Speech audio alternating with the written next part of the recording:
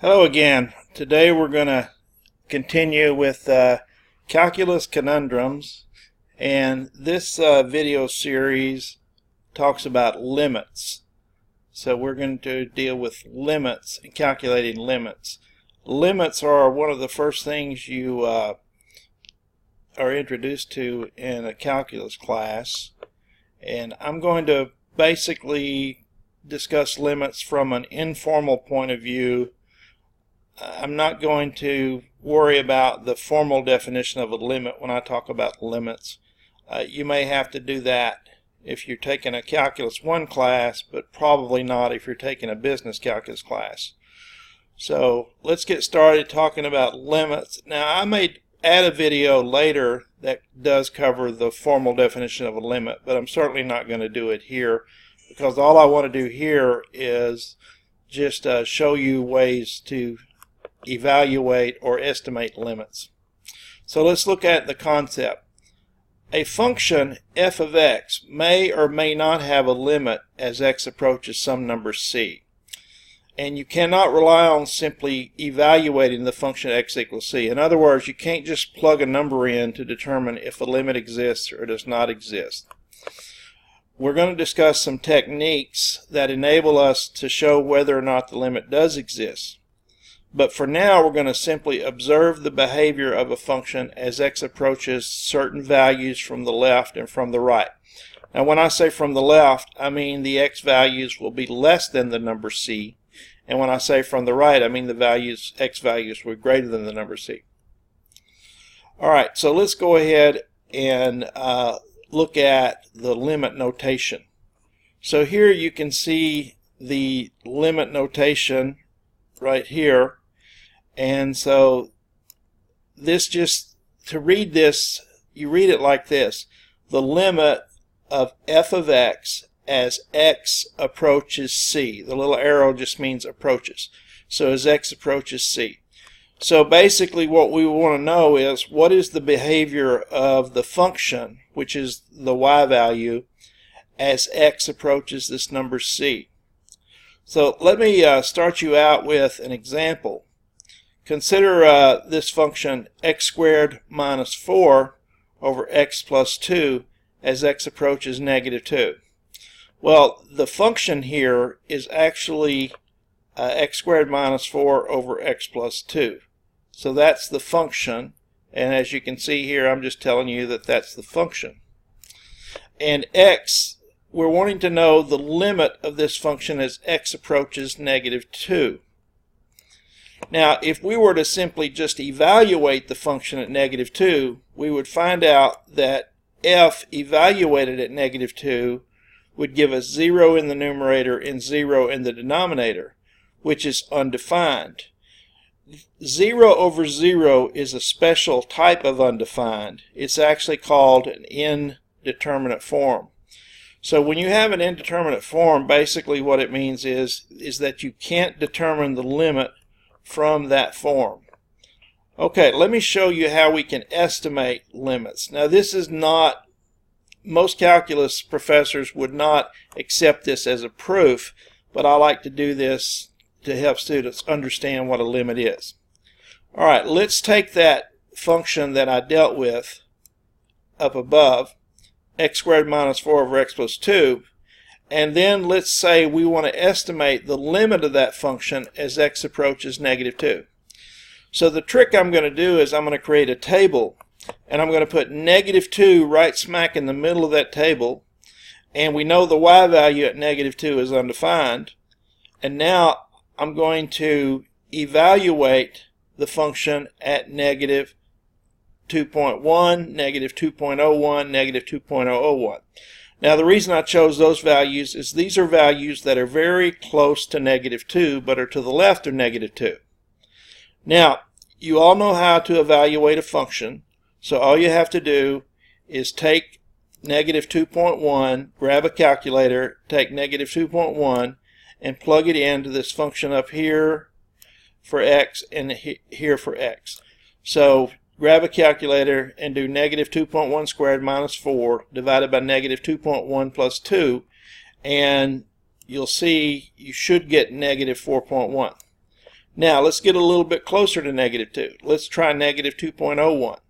So if you square negative 2.01, then subtract 4, and then divide by negative 2.01 plus 2, you'll get negative 4.01. And so you might notice that the first one, negative 4.1, was close to negative 4. This is even closer to negative 4. And if you plug negative 2.0 to negative 2.001 in, that's a number that's very, very close to negative 2 from the left. You'll see that you get a number very close to negative 4, negative 4.001. Now, let's look at what's happening if we get close to negative 2 from the right. So let's pick a number close to negative 2 that's just to the right of negative 2, like negative 1.9. So if I plug negative 1.9 into this function, I would do negative 1.9 squared minus 4 divided by negative 1.9 plus 2. And I get negative 3.9. Now do the same thing with negative 1.99. So you get negative 1.99 squared minus 4 divided by negative 1.99 plus 2. And you get negative 3.99. And I think you got the hang of it now. So if we chose negative 1.999, that's a number that's very, very close to negative 2 from the right. You'll see that you get negative 3.999. So I would estimate that this limit as x approaches negative 2, that the limit of this function as x approaches negative 2 is negative 4. And let me show you this on the graph.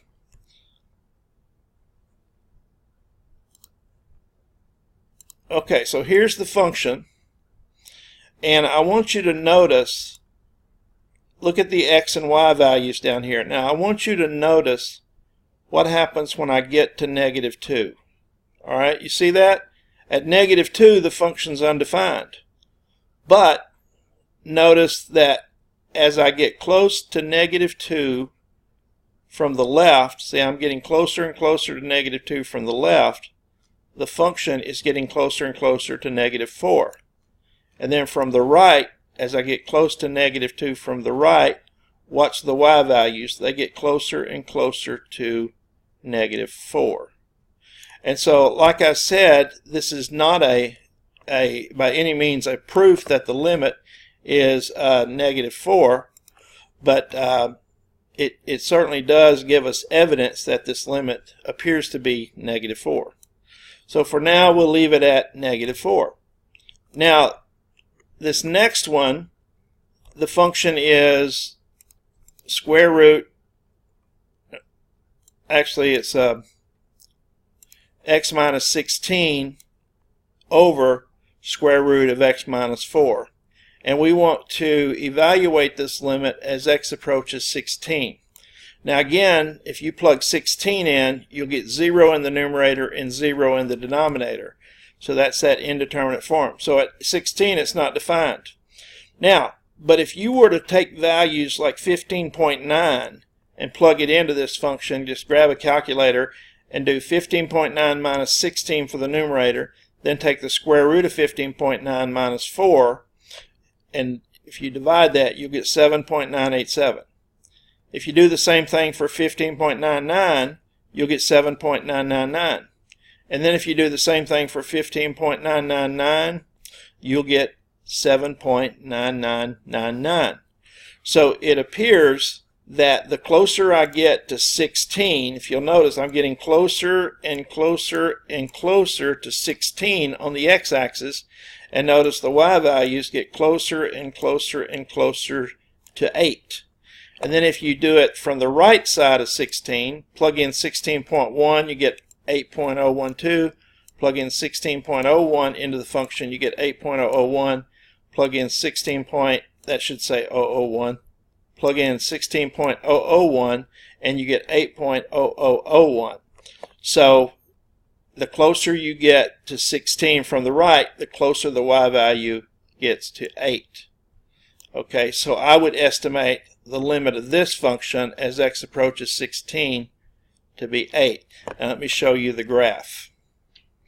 So here's a section of the graph of that function, and notice that at 16 the function is undefined there. but notice if I get closer and closer to 16, look at the y values. The y values are getting closer and closer to 8. Okay, and then if I come in from the other way, you got the same thing. The closer I get to 16 from the right hand side, the closer the y values get to 8. So that sort of confirms what I thought, that the limit of this function as x approaches 16 is actually 8. I'm going to wrap this up real quickly with just a couple more functions. 5 over x minus 3. We know this is undefined at x equals 3, but if you pick numbers to the left of 3, like 2.9, 2.99, 2.999, notice the y values become bigger and bigger negative values. So it appears that as x approaches 3 from the left, the y values are not converging to a particular number. They seem to be just decreasing without bounds. And then if you do it from the right, put 3.1, you get 50, plug in 3.01, you get 500, plug in 3.001, you get 5,000. You've got a similar thing going on over here, that the closer you get to 3 from this side, the larger the numbers are getting. So again, it's not converging to a number. So since I'm not getting closer and closer to a particular number here, I would say this time that this limit does not exist. So the limit of that function as x approaches 3 does not exist. And I'll leave you to look at the graph of this. You can just graph it on your own, and you can see that the closer you get to 3 from one side or the other, that the y values tend to decrease or increase without any bounds. Now this next one here, x plus 5, absolute value of x plus 5 over x plus 5, and I'm interested in the limit as x approaches negative 5. Well, this one's kind of interesting because if you pick numbers to the left of negative 5, like negative 5.1, negative 5.01, negative 5.001, you're going to get the same number. You're going to get negative 1 each time. But then if you pick numbers to the right of negative 5, like negative 4.9, negative 4.99, negative 4.999, the y values are going to be 1. So it appears if you approach negative 5 from the left, the y values converge to negative 1. But as you approach values from the right of negative 5, the y value appears to converge to positive 1. And so we would now say, we would say that the limit of this function as x approaches negative 5 does not exist, because for a limit to exist, these two values, it must converge to the same value as x approaches from the left and approaches from the right. So in that case, the limit does not exist. Now let me just throw one more quick one at you. This is a trig example, so if you're not in a Calculus 1 class, you can skip this. But here, sine x over x, if you evaluated it at 0, we want the limit of this function as x approaches 0. And so as x approaches, if we plug 0 in, we get sine 0 over 0, which is undefined. That's that indeterminate form. But if we pick numbers close to 0 from the left, notice that the y values will become closer and closer to 1. And if we pick numbers close to 0 from the right, and the closer we get to 0 from the right, the y values will get closer and closer to 1 there as well. Now when you do this, make sure your calculator is calculating this in radians so that you'll get the same values I get. Okay, so now since the y value is approaching 1 as I approach 0 from the left, and the y value is approaching 1 as I approach 0 from the right, then the limit of this function as x approaches 0 is actually 1. And again, you can look at that graph and see it, and see that it's approaching 1. So this is the graph of sine x over x, and notice as you approach 0 from the left, the y value gets closer and closer to 1. And if you approach 0 from the right, it gets closer. The y value gets closer and closer to 1. But at 1, it's actually, but at 0, it's actually undefined. Okay, so that completes this video on limits. In the next video, we'll talk about some evaluating limits directly.